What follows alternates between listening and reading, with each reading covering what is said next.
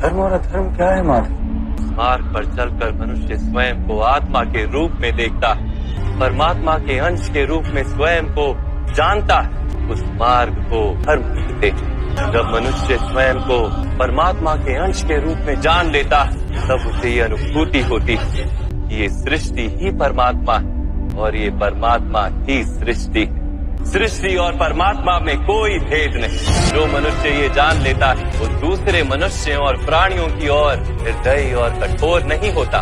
वो ये जानता है कि जीव कटने से पीड़ा केवल जीव को नहीं होती, उसकी अनुभूति समग्र शरीर को होती है। वैसे एक मनुष्य को पीड़ा होती है तो समग्र संसार उस पीड़ा का अनुभव करता है। जब तक संसार में एक मनुष्य भी पीड़ित है, तब तक वास्तव में किसी का भी सुख संपूर्ण नहीं।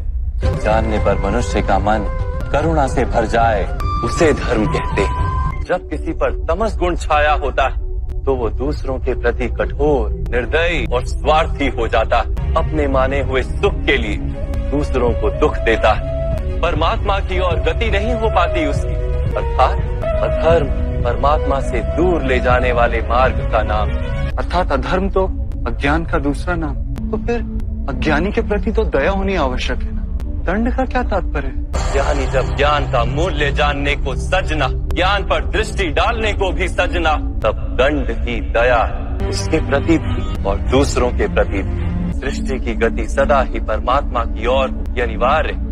किंतु कभी कभी ऐसी स्थिति उत्पन्न हो जाती कि अज्ञान, मोह और अधर्म बढ़ जाता। संसार से धर्म लुप्त हो जाने का भय उत्पन्न हो जाता। संसार से जब धर्म लुप्त हो जाता, करुणा भी नष्ट हो जाती है और सत्य भी नष्ट हो जाता। आने वाली पीढ़ियों को धर्म प्राप्त हो सके, इसके लिए आज धर्मियों का नाश करके धर्म की पुनः स्थापना करना अनिवार्य है। आज भी ऐसी ही स्थिति है पार्थ, और धर्म स्थापना का कर्तव्य तुम्हारा। इससे निर्बलता का त्याग करो और इस युद्ध के लिए सज हो जाओ। और इस युद्ध के लिए सज